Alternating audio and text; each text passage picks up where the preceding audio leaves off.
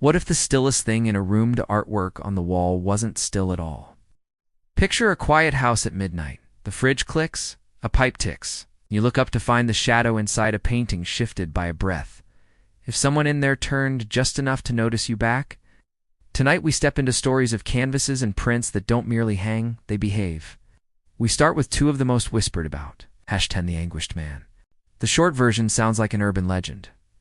An unknown artist pours his pain into a portrait of a screaming, skinless face, allegedly mixing his own blood into the paint, then dies.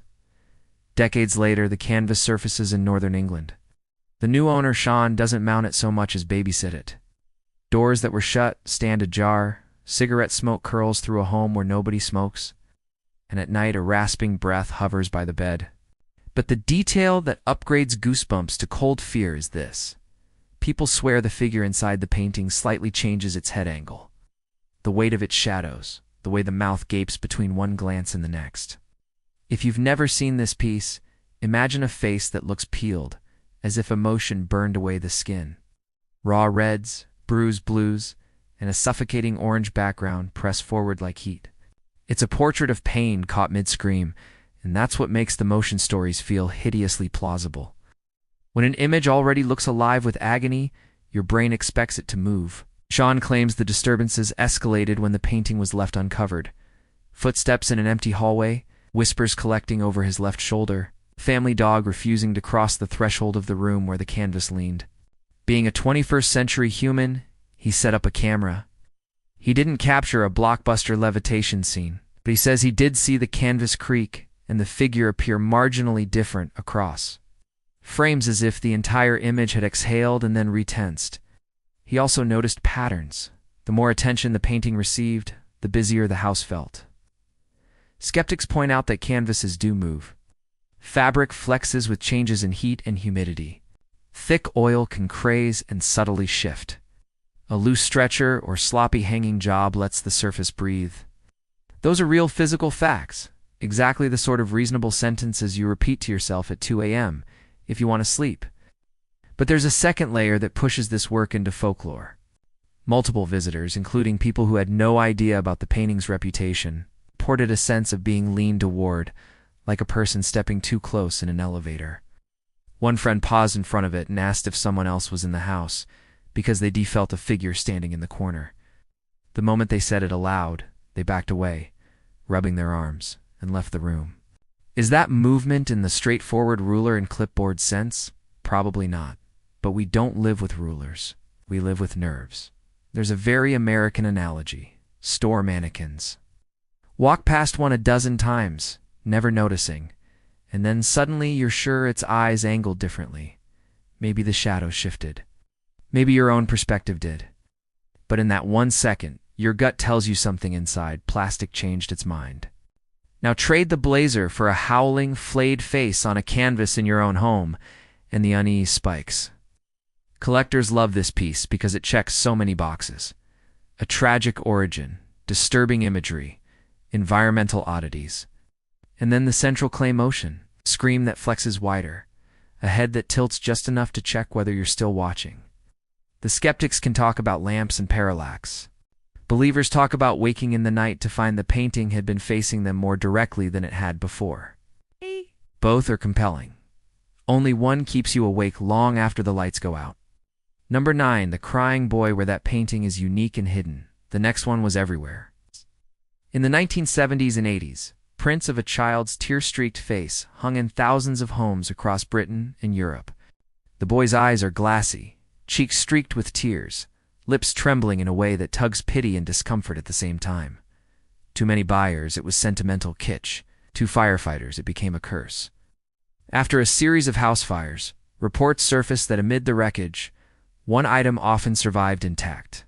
Not wedding photos, not landscapes, not clocks. Just this image of a crying boy.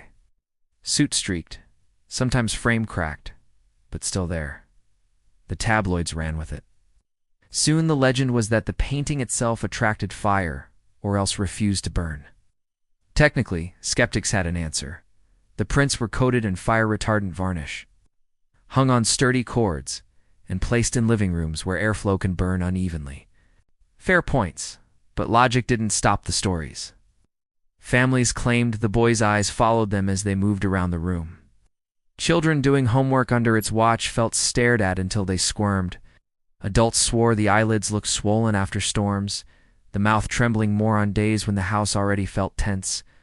That suggestion of subtle change enough to call movement was repeated in household after household. One homeowner said she stored the print face down in a closet, only to find it face up in the hall the next morning. A family tried to burn their copy in the backyard. The edges curled, the surface blackened, but the boy's face persisted unnervingly long.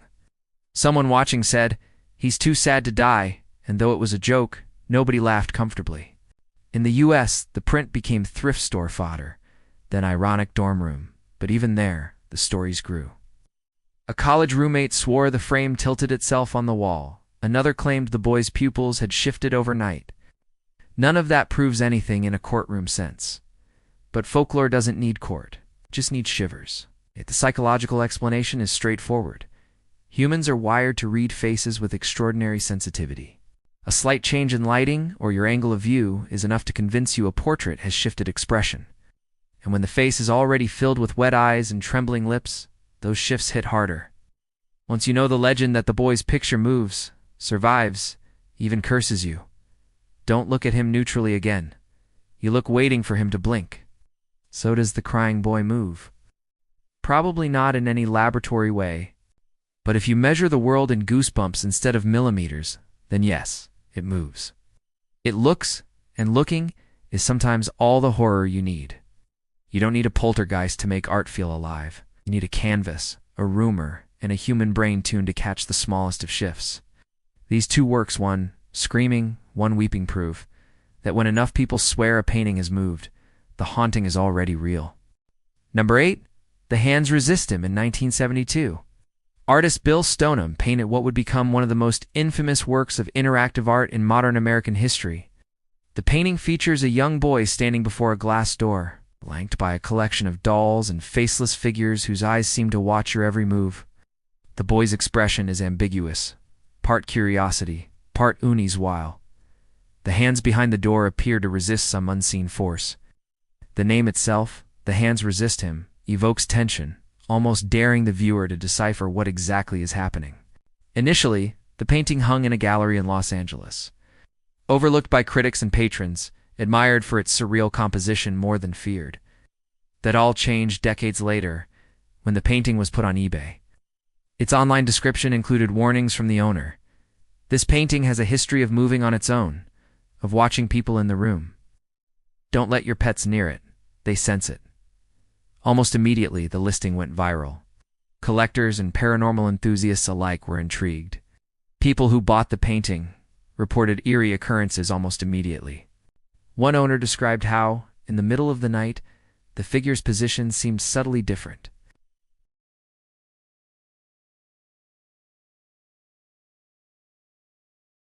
The glass door appeared to reflect shapes that weren't in the room. Pets refused to enter the room. Cameras set up by skeptics captured no levitation. No overt movement, but subtle shifts in the arrangement. Tiny differences in the boy's gaze, which seemed impossible for a static painting to create, were undeniable. Why does this painting create such a strong impression? For one, it taps into a uniquely human instinct, the perception of faces and the subtle cues of attention. As the boy and the dolls appear aware, your brain processes their gaze and posture as if they are present, even alive. If the composition of the scene already suggests sentience, even the smallest environmental change, shadow, a reflection, a movement in your peripheral vision, can convince you that the painting has moved. There's also a very American flavor to this particular story. The phenomenon reached mass media through online auctions, social forums, and Reddit threads. High school students in California set up overnight watches, documenting every flicker of light and minor change in the room. One teenager claimed that the boy in the painting smiled after she scolded her younger brother. Another reported that the hands on the figures behind the door seemed closer together after she laughed at the painting. Whether coincidence or genuine anomaly, these anecdotes became modern folklore. Blending digital culture, shared experience, and the age-old fascination with haunted objects. Beyond anecdotes, The Hands Resist Him has inspired countless analyses on why people feel the painting moves. Psychologists point to pareidolia, the tendency to perceive familiar patterns where none exist, especially human faces and forms. Add to that the context of a haunted painting, the viral stories, and the eerie, dimly lit room of a viewer's house late at night. And it's not surprising that the painting seems to shift before your eyes. But no scientific explanation fully captures the sense of presence, the chills along the spine, the feeling that some part of that boy, some fraction of those resisting hands, is aware of you. Collectors today treasure the painting not just for its artistic value, but for the stories attached to it. Exhibiting it becomes an event. Friends dared to stand in front of it, swapping positions, watching their shadows merge with those of the dolls, wondering which elements are real and which are manifestations of anticipation, fear, and imagination. The painting has moved from being a work of visual art into something akin to performance, a piece that reacts to the observer, whether physically or psychologically. Number 7. The Portrait of Bernardo de Galvez. From modern urban legends, we move to a tale deeply rooted in American history, with a decidedly Southern Gothic twist. Bernardo de Galvez was a Spanish general and colonial governor, instrumental in supporting the American colonies during the Revolutionary War. His life and deeds earned him respect. But centuries later, a portrait of him in the Hotel Galvez in Galveston, Texas, developed a reputation far more sinister than historical heroism. Guests, often staying for weddings, conferences, or weekend retreats, began noticing the portrait's eyes seemed to follow them. But more than simple, the eyes follow you. Urban myth. People described interactions. When someone entered the room, the figure's gaze appeared to intensify, almost as if evaluating their intent. Security staff noted that rooms with the portrait had more complaints of inexplicable chills, and some even swore the eyes only relaxed when spoken to politely. The painting itself is imposing. Galvez is dressed in 18th century military regalia, with a serious, commanding expression. His eyes are sharp, dark, and slightly luminous in dim light. The contrast between his authoritative stance and the sensation of a sentient gaze unsettles visitors. Unlike The Hands Resist Him, which contains multiple figures, this is a single subject, but the intensity is magnified because the observer's imagination fills in the rest. Guests describe a feeling that the general is silently guarding the building, yet curiously aware of each visitor's actions. Paranormal enthusiasts have weighed in. The hotel hosts tours highlighting haunted rooms, where the portrait is a centerpiece. Some claim that during renovation work, the eyes would seem to change direction depending on which staff member was present. Others reported hearing whispers near the painting or feeling a subtle pressure in their chest. Psychologists might chalk this up to suggestion and environmental factors, dim lighting, quiet halls, the social reinforcement of ghost stories, but as with all folklore, the power lies in belief. A housekeeping team member reported leaving a note under the frame. "Please behave jokingly," only to find it shifted to the side almost as if read. Another guest photographing the hallway noticed in the picture an extra shadow that wasn't present in real life, aligning directly with Galvez's gaze. These accounts blur the line between anecdotal and photographic evidence. And while skeptics dismiss them, they fuel the legend, embedding the painting firmly into Galveston's haunted history. And the eerie watching eyes elevates Galvez's portrait beyond mere decoration. Tourists flock not for the artistry, but for the experience of interaction.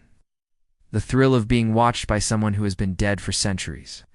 It's a psychological ride, weaving historical legacy with the fear of sentience, a combination that's hard to resist and even harder to rationalize. Both The Hands Resist Him and the Portrait of Bernardo de Galvez share a core theme: the unnerving sensation of presence. One is literal, populated with multiple figures whose positions seem to shift. The other is solitary, commanding, yet equally alive through perception. The American context is essential here. In both cases, stories circulated widely, often online or through tourism networks, creating communities of believers who reinforce each other's experiences.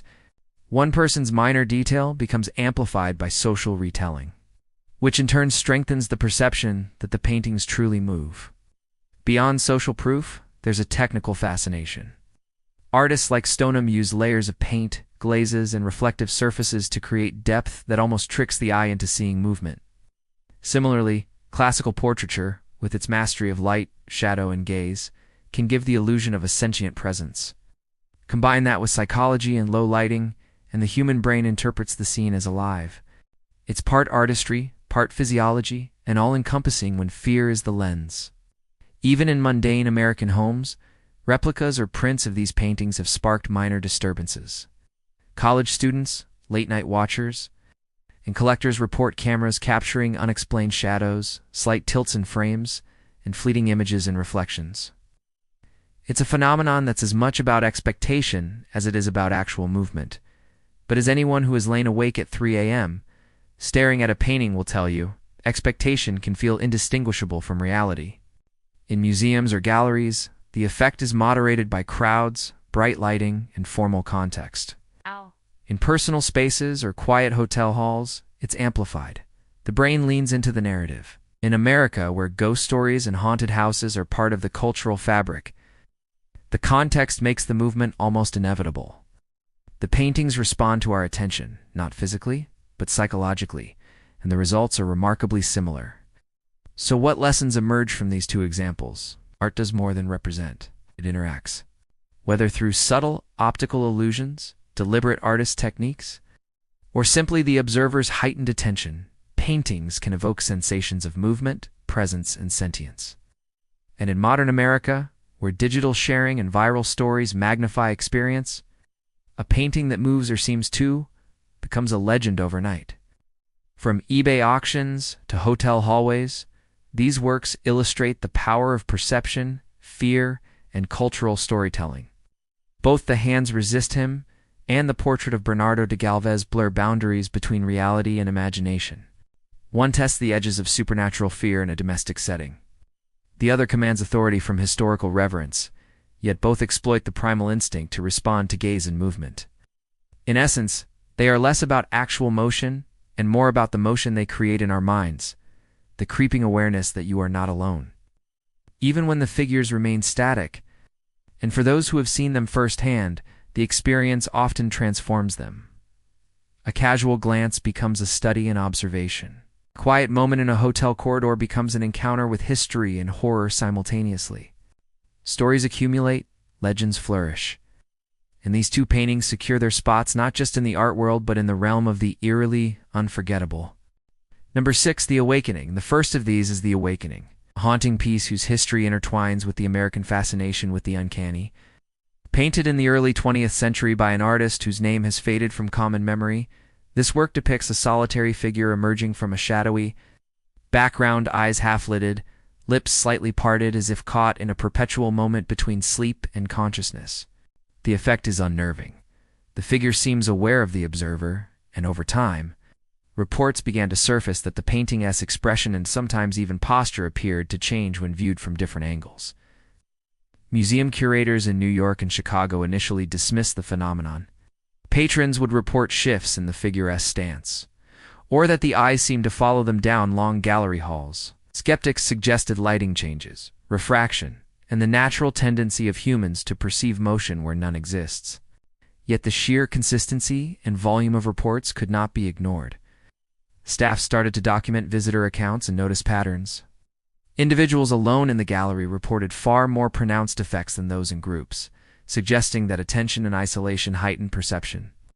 One particularly famous story involves a college student from Boston who visited the painting late one evening during an extended gallery hours event.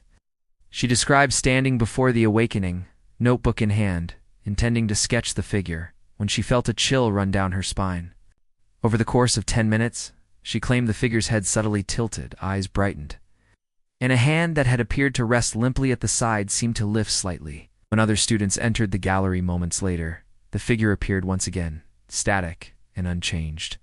Psychologists who studied these phenomena pointed to a combination of pareidolia, expectation, and lighting. But enthusiasts argued there was something more. They pointed out that the figure's gaze has an odd asymmetry. It captures the corner of your eye more effectively than the center, creating a sensation of peripheral movement. Under soft lighting, this optical trick can be amplified, making subtle brushstrokes appear as if they are shifting. Yet even when viewed in broad daylight or with modern lighting techniques, observers continued to report the feeling that the awakening was alive, that the figure was aware of being watched. In American culture, this painting became a symbol of the uncanny in urban galleries. Blogs, vlogs, and social media posts amplified stories of personal encounters, creating a network of witness accounts. One YouTube creator famously filmed herself standing in front of the awakening for 24 hours, documenting every blink, tilt, and perceived movement. While no overt supernatural activity was captured on camera, the subtle psychological effects, jumping shadows, fleeting sensations of motion were enough to send shivers down viewers' spines. Interestingly, the awakening has inspired interactive art exhibits, where viewers are encouraged to observe silently and report what they perceive. The resulting data is fascinating. Even when people are told the painting is static, they frequently describe it as moving, shifting, or reacting to their presence.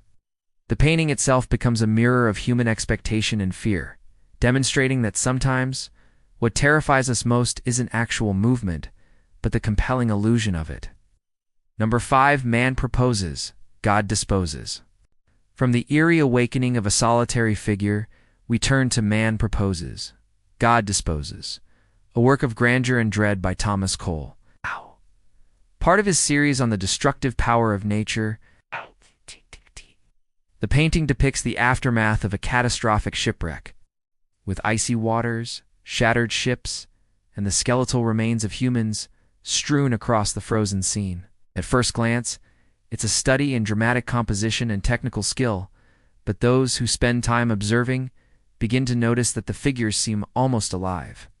Their eyes, expressions, and gestures appear to shift subtly, giving the impression that the victims are responding to the observer's gaze. Visitors to museums housing Cole's work have long remarked on this effect. Unlike a straightforward portrait, the dynamism in Man proposes, God disposes comes from the chaos of the scene itself. The water, frozen yet threatening, the jagged ice, and the skeletal forms combine to create a sense of perpetual motion. People report that the angle from which they view the painting dramatically alters the perception of movement. From the left, one figure seems to raise a hand. From the right, the same figure's head seems to turn. Whether this is a trick of perspective or a testament to Cole's mastery of composition, it evokes an unsettling sense that the tragedy continues beyond the confines of the canvas. One anecdote involves a group of students from a university in Philadelphia. They visited a local gallery for an art history class, intending to study Cole's technique. One student lingered at the far edge of the room and noticed a figure in the painting whose eyes appeared to follow her. When she turned to point it out to her classmates, the eyes seemed to shift again, now observing her friends. A debate ensued. Was this mere illusion, or was the painting somehow aware of the observer?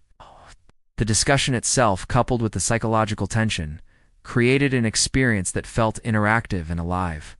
Cole's painting also taps into a broader American narrative. The fascination with the sublime, the overwhelming power of nature versus human fragility, resonates deeply.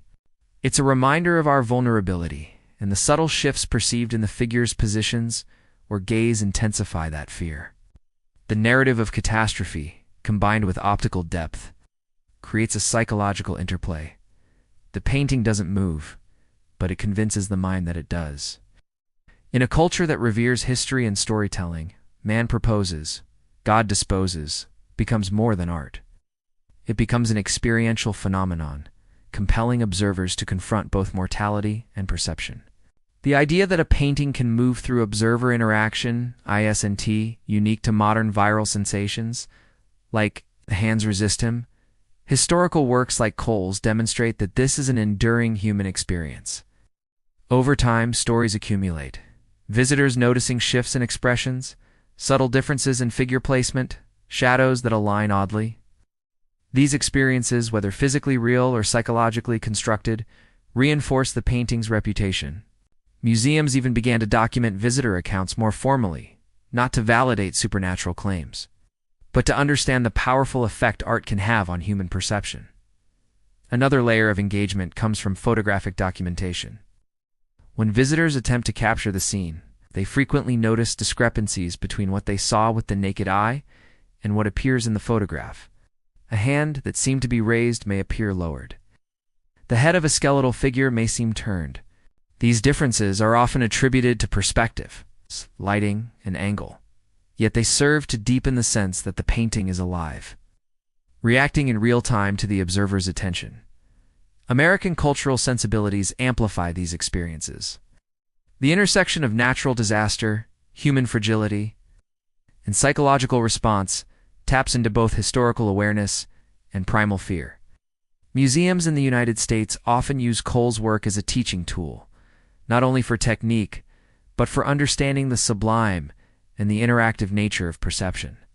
The sense that the figures might shift, that the disaster continues beyond the canvas, draws viewers into a participatory experience, blurring the line between observer and observed. Together, The Awakening and Man Proposes, God Disposes illustrate two complementary facets of moving paintings. One focuses on the intimate, psychological interaction with a single figure, evoking personal fear and the uncanny. The other immerses the viewer in a large-scale narrative where movement is implied through environment, composition, and perspective, generating awe and a subtle terror. Both rely on the human mind's capacity to perceive life where none exists, demonstrating that the real power of a painting is often in the viewer's imagination. These works also remind us of the enduring appeal of haunted or interactive art in America. From late-night gallery wanderings to social media posts documenting alleged movement, both paintings thrive in a culture eager for storytelling and shared experiences.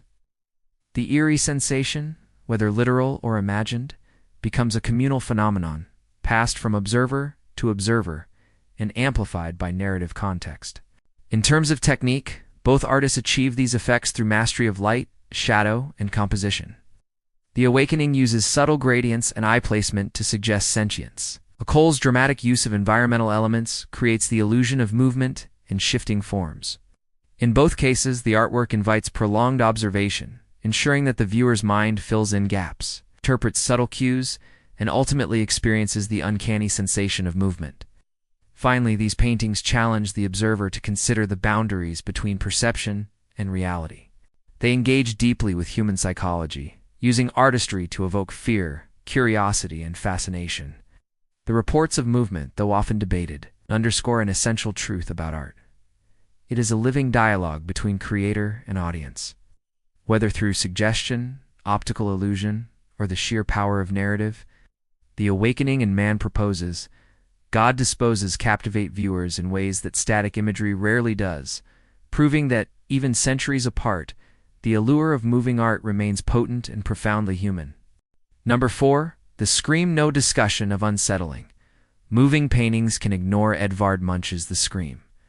Painted in 1893, it is instantly recognizable, a figure clutching its face in horror. Set against a swirling sky of fiery oranges and deep blues, the composition itself seems alive, the landscape pulsating with motion, echoing the inner terror of the central figure. The Scream is more than just a static expression of anxiety. It captures a moment of psychological intensity that viewers report as almost physically palpable. Walk along the edges of the painting, and the undulating sky seems to shift. The bridge may appear to tilt. This optical impression is so strong that observers often experience a sensation of imbalance or unease, as if the painting is bending the world around it. Historical accounts reveal that even during Munch's lifetime, viewers found the work unsettlingly interactive. Art critics describe the figure's eyes as watching you, accusing you, suggesting that the painting engages directly with the audience. This gaze, combined with the swirling lines of the background, creates a psychological effect akin to motion sickness. One feels the world trembling, echoing the inner turmoil Munch sought to capture. In contemporary times, museums report that visitors often experience a subtle but persistent feeling that the painting reacts to their presence. From New York to Oslo, observers have described moments when the sky seems to thicken, waves of color shifting as they step closer. These accounts are often subjective, but the consistency is striking. Some psychologists explain this through the lens of the motion after effect, phenomenon where static images with directional cues trick the brain into perceiving movement. Yet whether psychological or supernatural, the result is a visceral reaction. The scream feels alive. The painting's cultural penetration only amplifies its eerie reputation. Countless parodies, reproductions, and viral stories emphasize the figure's intense gaze, reinforcing the sensation that it follows you. One viral social media post captured a museum visitor on video, stepping slowly across the gallery floor, pausing repeatedly, as if in a silent dialogue with the central figure.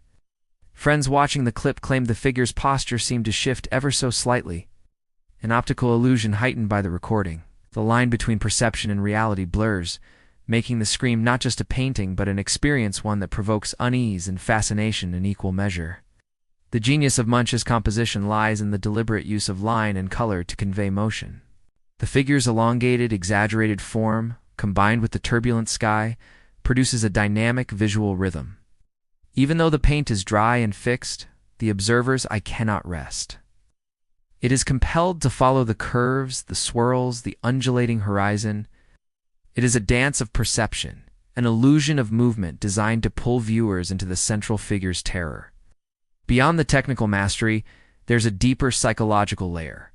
The scream resonates with universal fear, the dread of being overwhelmed, of losing control, of witnessing something horrifying and unstoppable.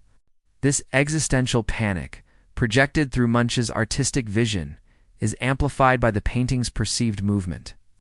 The swirling sky and trembling bridge act as conduits, transmitting anxiety directly from canvas to observer. In effect, the painting moves not in body but in spirit, carrying emotional weight across generations and cultures. The cultural mythology around the scream has led to numerous interactive experiments. In Oslo, a special exhibition allowed visitors to walk around the painting while wearing tracking devices. Researchers found that viewers' gaze patterns often corresponded to subtle optical illusions within the painting, enhancing the sensation that elements shifted in response to their attention. These findings suggest that the painting's movement is a collaborative experience, dependent as much on the observer's perception as on Munch's brushstrokes. Number 3. Ophelia, from the psychological torment of the scream. We move to the haunting serenity of John Everett Millais' Ophelia. Painted in 1851–52 during the height of the pre-Raphaelite movement, the work depicts Shakespeare's tragic heroine floating in a river, surrounded by meticulously rendered flowers. On the surface, the painting is calm, almost idyllic, but linger, and the illusion of movement begins to seep in. Observers report that Ophelia's eyes, expressions, and even the gentle sway of her limbs seem to shift subtly over time, creating a disconcerting sense of life and death. This effect is partly due to Millais' extraordinary attention to detail. The water reflects light, shadow, and color in ways that interact dynamically with ambient lighting in the gallery. The flowers, painted with precision, create a rhythmic visual pattern that leads the observer's eye across the canvas. As viewers track the bouquet or the flow of the river, the mind unconsciously imputes motion to Ophelia herself, enhancing the sensation that she is floating or perhaps stirring just enough to be aware of being watched. Visitors to galleries in London and New York frequently describe feeling a shift in mood while observing Ophelia.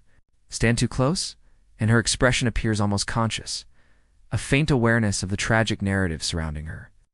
Step back, and she seems peaceful, a victim of her circumstances. This duality amplifies the painting's eerie reputation. It is simultaneously lifeless and alive, passive and reactive, serene and tragic. One memorable account comes from a young artist who spent an afternoon sketching Ophelia at the Tate Britain. She noted that as she moved around the gallery to capture different perspectives, the reflection in the water seemed to ripple differently from each angle. Her attempts to replicate this on paper proved impossible. The effect was not in the paint, but in the interactive experience between the observer and the scene. The sensation of motion of Ophelia's consciousness lingering within the frame was entirely psychological, yet deeply convincing. The pre-Raphaelite philosophy emphasized vivid detail, vibrant color, and naturalistic representation. In Ophelia, these elements converge to produce an interactive illusion.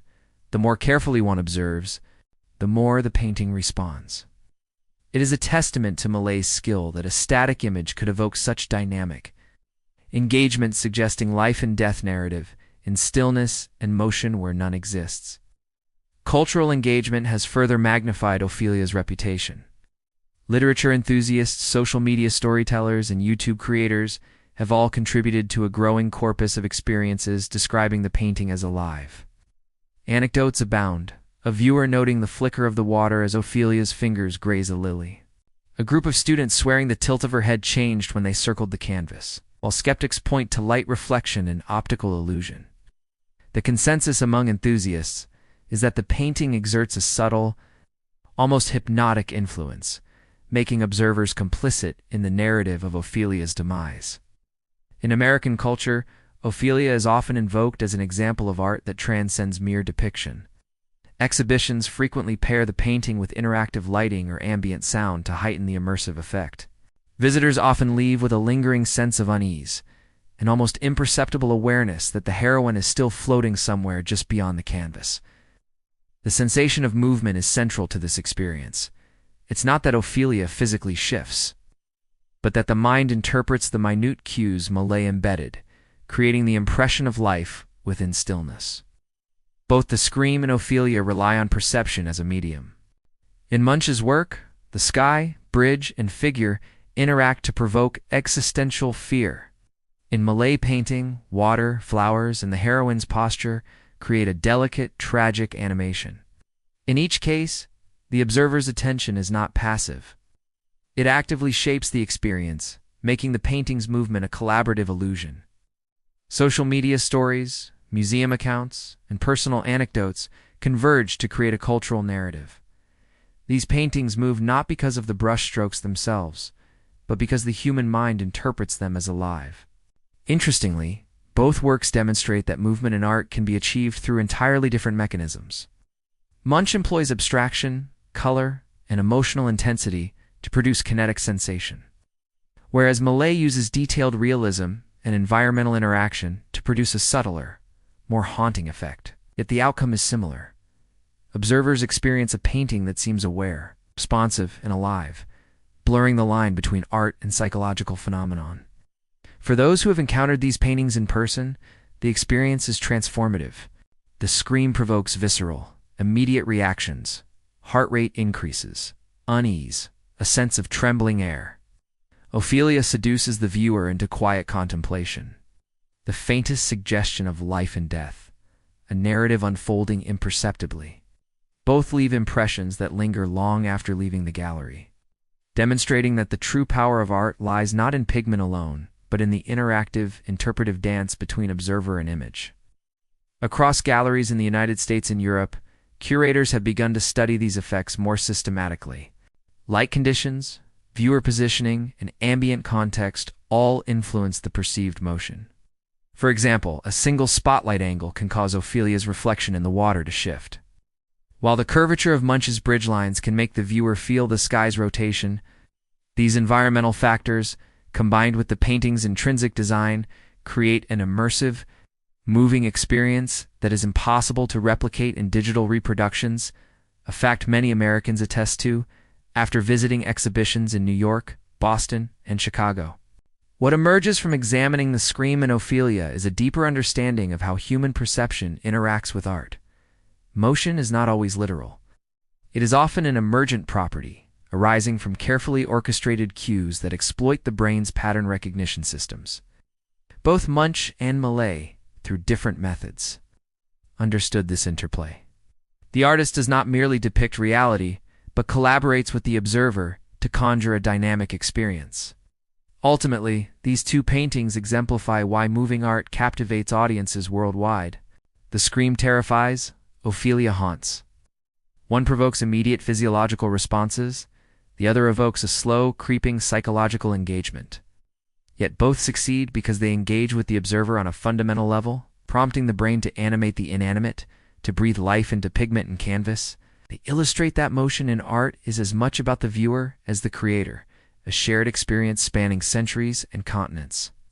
Whether wandering the corridors of a museum in Oslo, sketching in the Tate Britain, or scrolling through digital images online, the sensation remains. These paintings move. They compel attention, provoke emotion, and challenge perceptions of stillness and life. In doing so, they reaffirm an essential truth about art. The observer completes the work. Without engagement, the figures are static. The tension, they stir, breathe, and interact, leaving an indelible mark on the human psyche. In the end, the power of the Scream and Ophelia lies not merely in their historical significance or artistic technique, but in the way they bridge the gap between image and mind. They demonstrate that the boundary between life and representation is not fixed. It is a space of interaction, perception, and emotion, where a painting can transcend its frame and become something alive. # Saturn Devouring His Son. Francisco Goya's Saturn Devouring His Son is the embodiment of horror in painting. Created between 1819 and 1823 as part of his Black Paintings series, the work depicts the mythological titan Saturn in an act of grotesque violence, consuming one of his offspring. The scene is painted directly onto the walls of his home, later transferred to canvas, giving it an intimate, almost claustrophobic presence. From the moment viewers encounter Saturn's wild eyes and gaping maw, the painting exerts a physical and psychological pull. The figure's distorted anatomy and the dark, indistinct background create a sense of movement. The titan appears to lunge forward, as if reacting to the observer's gaze. The visceral intensity of the act depicted makes the painting seem not only alive but aggressive, as though Saturn might continue his violence beyond the frame. Art historians often highlight Goya's masterful use of chiaroscuro, the contrast of light and shadow, to animate the scene. The stark highlights on Saturn's hands, arms, and face seem to emerge from the darkness, creating depth and a three-dimensional effect.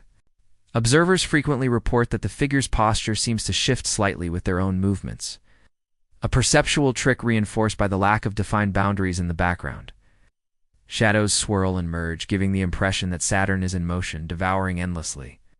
Psychologists studying the painting note that human perception is particularly sensitive to depictions of threat. Faces with wide eyes and open mouths trigger instinctive reactions, and when combined with implied movement, this effect is amplified. Museum goers often describe a racing heartbeat, involuntary shivers, and a feeling of being watched. It's as though the titan's energy has spilled into the gallery, a testament to Goya's understanding of the emotional impact of visual stimuli.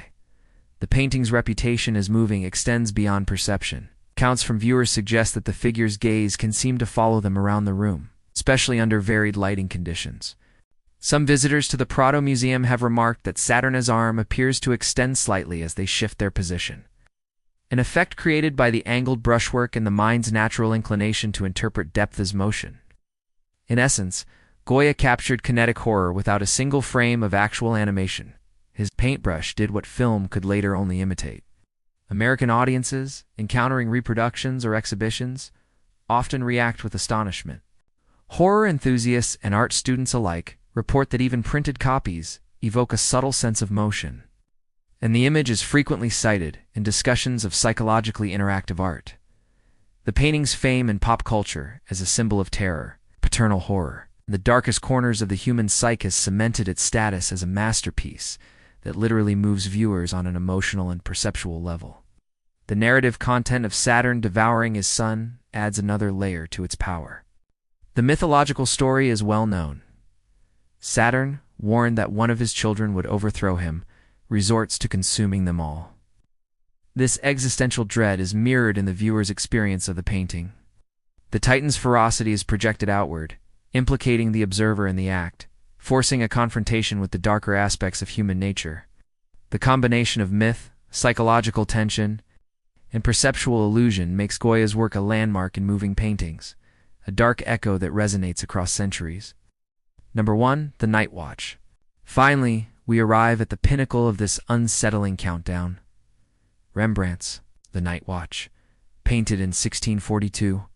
This masterpiece of the Dutch Golden Age is famous for its dramatic lighting, its dynamic composition, and an uncanny sense of animation. The work depicts a militia company preparing to move, led by Captain Franz Banning Koch and his lieutenant, illuminated against a darker, detailed backdrop. The characters' gestures, expressions, and positioning create a sense that they might step off the canvas at any moment. The effect of movement in The Night Watch is achieved through several clever techniques. First, Rembrandt's use of chiaroscuro, the interplay of light and shadow highlights specific figures, creating depth and a three-dimensional quality. The captain's hand, raised as if giving a command, appears to project forward, breaking the traditional plane of the canvas. Observers often report that following the light and shadow leads their eyes across the group, creating the sensation of motion within the scene. Second, the composition is deliberately asymmetrical and layered. Figures are captured mid-action. The drummer beats his drum. The lieutenant gestures, and militiamen in various poses suggest movement. The interplay of these gestures gives viewers a sense of choreography, as if watching a frozen film frame that might spring to life at any second. This kinetic quality is enhanced by the detailed textures of clothing, weaponry, and the dog in the foreground, all of which seem to contribute to an ongoing narrative. Museum visitors in Amsterdam and around the world frequently remark that the figure's eyes follow them, an effect amplified by Rembrandt's meticulous rendering of gaze direction. The captain's commanding stare, the alertness of the guards, and the poised tension in the group collectively produce an interactive experience. Stand still, and the painting seems calm.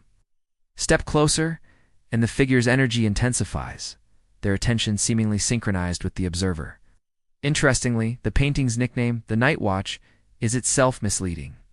Originally, the scene is a daytime militia departure, but the dark varnish applied over centuries gave it a nocturnal appearance, enhancing the eerie perception of figures emerging from shadow. Modern restoration has revealed richer colors, yet the sensation of movement remains, showing that the illusion is as much about composition and human perception as it is about pigment or light. American art enthusiasts often recount transformative experiences with the Night Watch. One notable instance involved a group of students visiting the Rijksmuseum. As they circled the gallery, their attention to the captain's hand and the drumbeat of the drummer created a collective narrative in motion. Each shift in perspective seemed to activate different figures, producing a layered, almost theatrical experience. The painting becomes not a static image but a stage, with actors frozen mid-scene yet charged with potential energy. The technical mastery behind the Night Watch is instructive for understanding how motion can be implied in static art. Rembrandt's layering of foreground, middle ground, and background, combined with gestural variety, eye lines, and light gradients, produces a complex visual rhythm.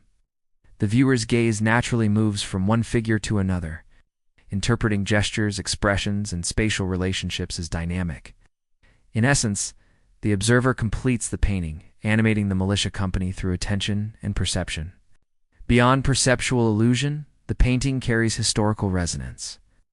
Commissioned to celebrate civic pride and the readiness of Amsterdam's militia, it embodies movement not just visually, but socially.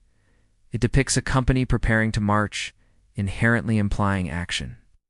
The kinetic tension is amplified by the expressions of anticipation, alertness, and readiness on each figure's face. Observers perceive motion both literally and narratively, a rare synthesis that elevates the work above mere portraiture. In contemporary culture, the Night Watch continues to inspire. Exhibitions often employ lighting and spatial arrangements that enhance the illusion of stepping figures, and digital recreations attempt to simulate the scene's kinetic energy. Visitors consistently report that they experience subtle shifts in perception, reinforcing the centuries-old reputation that Rembrandt's militia moves. Anecdotes from American art museums echo this. Students, tourists, and scholars alike sense a liveliness that transcends canvas, time, and geography. When comparing the mechanisms of movement across our final two entries, the contrast is instructive. Goya's Saturn moves through psychological horror, distorting perception with emotional intensity and darkness. Rembrandt's Night Watch moves through composition, gesture, and implied narrative, engaging the observer in a more subtle, yet equally compelling interaction. Both, however, achieve the same effect. A static image becomes dynamic, alive, and unforgettable. The inclusion of these two masterpieces concludes our exploration of the top 10 scary paintings that moved. Each piece on this list, from the chilling gaze of Portrait of a Young Girl to the haunting serenity of Ophelia, from the existential dread of The Scream to the visceral horror of Saturn Devouring His Son, shares a common thread: the ability to transcend stillness. They compel attention, provoke emotion, and blur the line between observer and observed.